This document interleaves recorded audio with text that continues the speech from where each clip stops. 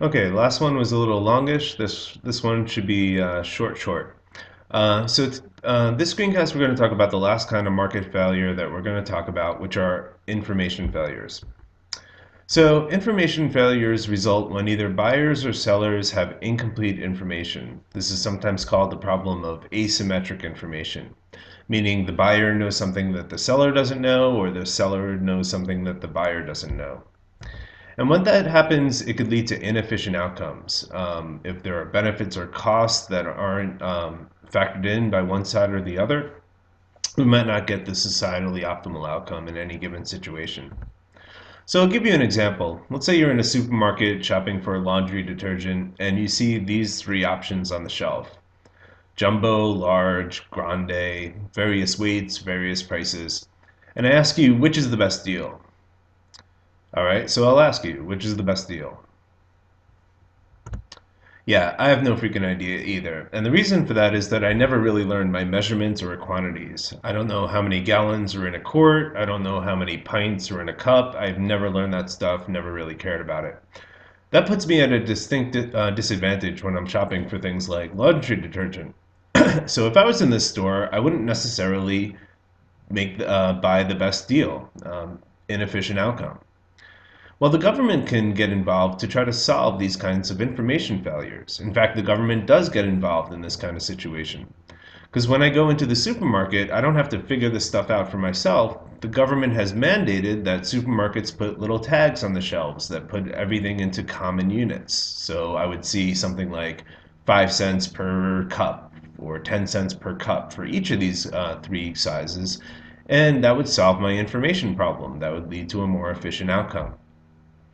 So we're going to talk about two specific kinds of information problems. The first one's called the adverse selection problem. And this arises when one party to a transaction has access to information that another does not. And this problem exists before the deal is even made. That lack of information or that asymmetric information happens before a deal is consummated. So I'll give you an example. These are two real paintings. Now, one of these paintings is worth $65.4 million. That's what it sold for a few years ago. And the other one was actually created by a child and can be bought for $17.50 online. So I ask you, which is the $65.4 million one? If you guessed that one, you were right. So imagine like you're at a garage sale and you see these paintings and maybe someone's selling them but doesn't know that this one's worth $65.4 million. They have a little tag on it that says $10. Well, you're psyched as a buyer, but if you go through with this deal, you're kind of screwing over the seller simply because they didn't have that same information. That's called the adverse selection problem. You as a buyer knew something that the seller didn't know, and as a result, we get an inefficient outcome. The other kind of problem is called the moral hazard problem. And this arises when one party to a deal has an incentive to alter his or her behavior after they make the deal, imposing costs on the other party. So this problem happens after a deal is made. So a couple of examples. Take something like car insurance.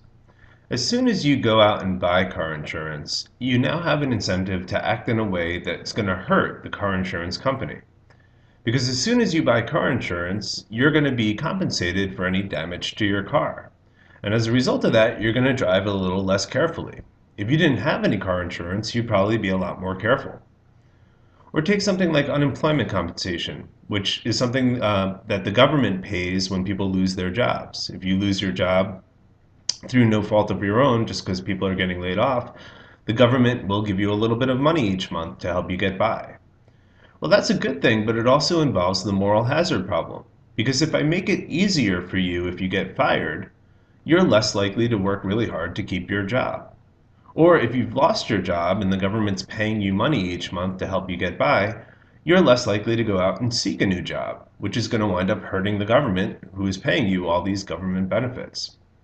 So that's an example of the moral hazard problem. And again, the government might get involved in these kind of information failures to try to make market outcomes more efficient. All right, that pretty much wraps up the first part of this unit, which is about market failures and how the government can make things better. The next part of the unit is about government itself and how the government might fail, just like how the market might fail, and how it might not be the end all be all of solutions to these problems.